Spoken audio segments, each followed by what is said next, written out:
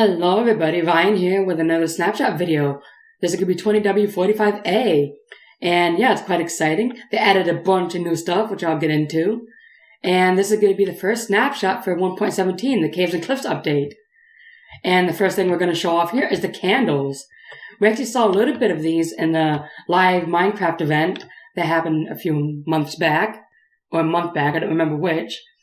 But, yeah, you can actually take these candles and light them, and you can stack them up to 4 into a single block space, and each one will have its own light source, higher light source the more of them you put together like this. And they come in 16 different colors plus the normal color variant right here. So that's 17 different types of candles. And to craft the candles is actually quite simple. All you do is take some honeycomb and a piece of string. And you can make yourself some candles that way. Quite nice. And another thing you can do with them is you can stick them on top of a cake. And you can light it up. And voila, you have a little birthday cake. And when you eat a piece of the cake, the candle actually goes out and you, can't place it on there anymore. So yeah, that's a thing. So yeah, candles, nice. A new type of light source, and they can be waterlogged, but you can't light them, of course, underwater. Alright, one of the next new blocks I'm going to show you is the Amethyst blocks. And there's actually 2 different variants of them. There's the regular Amethyst block, and then there's the Amethyst budding Amethyst. And as you saw, that one was actually growing these crystals, which I'll get into in a second. And these form underground, which I'll show off. And yeah, and around the Amethyst blocks, you get these 2 new blocks here, the Tuff and Calcite, which I don't know if I pronounced those correctly, but yeah. And on these budding ones, you get these crystals, and they come in 4 different stages. And you can silk touch them to get them, or you can break them to get yourself some amethyst shards. And the amethyst shards actually have 2 uses.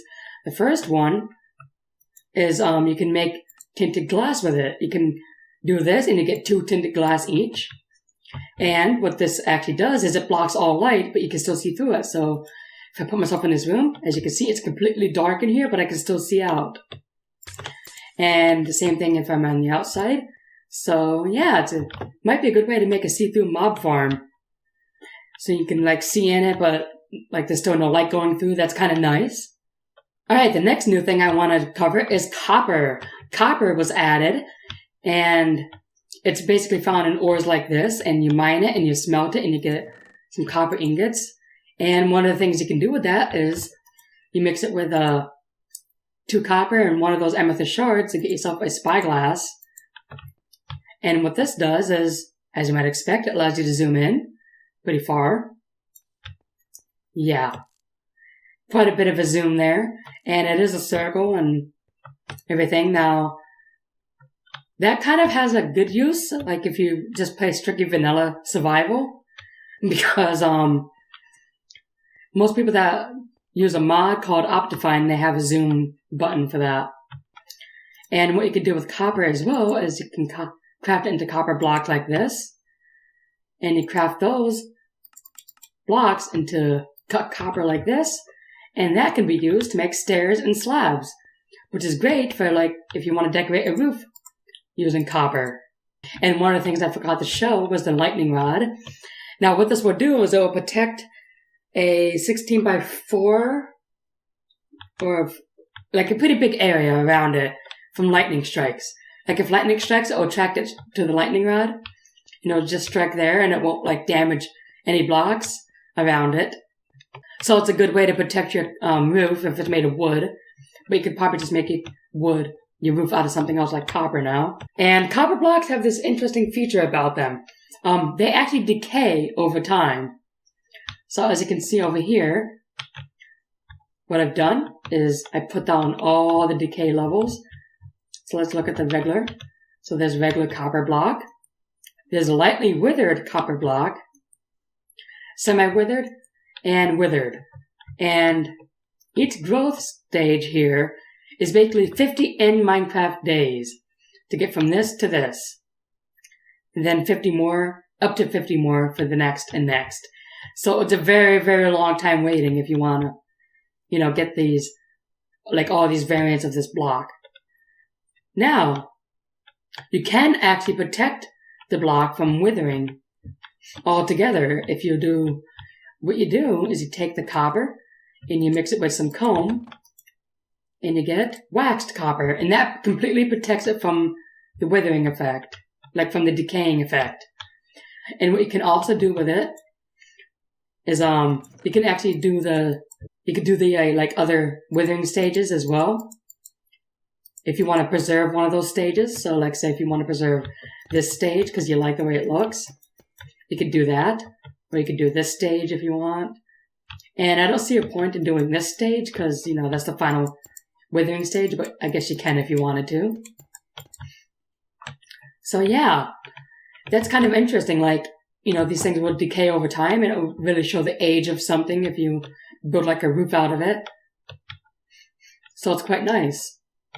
Alright, one of the next new things I want to show off was bundles, and these are actually quite interesting because they can actually hold up to 64 items, or a stack of items. And they're actually crafted quite simply. All you do is you take some rabbit hide and some string, and there you go. You can make yourself a bundle. And what you can do with it is basically you hover over an item, right click, and voila. The items will go into the bundle bag. And like I said, you can hold up to a stack of items. So as you can see right here, I have a stack of the new block, calcite. And this bundle here has only one netherite pickaxe, and pickaxes don't stack. So this bundle only has one pickaxe in it, which is interesting. And to get the items out, all you gotta do is right click on the bundle itself, and it'll take the items out all at once. And yeah, I kind of like it. You know, it might be a good way to save some inventory space if you have, like, say, a bunch of saplings like what I did here. You could just put them in there. And yeah, it's kind of nice. Can't wait to give that a try in survival mode. And the last thing I want to show you is now you can place minecart rails underwater. So, like, say I could place that there, and the minecart will actually move underwater. And it doesn't have to be this deep. It can be as deep as you want. So if you're in survival mode and you have underwater minecart, you better be careful because you could end up drowning. So yeah, that's the last thing I wanted to show you. There is something about shulkers that if they attack each other, they have a chance to duplicate themselves. And I tried doing that a little bit earlier, but I had a little bit of trouble getting it to work. But yeah, so that's a thing. So you might be able to farm shulkers now. So yeah, that's going to be it for this snapshot video. Man, that was a lot of stuff to talk about. Hope everybody enjoyed. Let me know what you all think, and I'll see you on the next snapshot video. Bye-bye.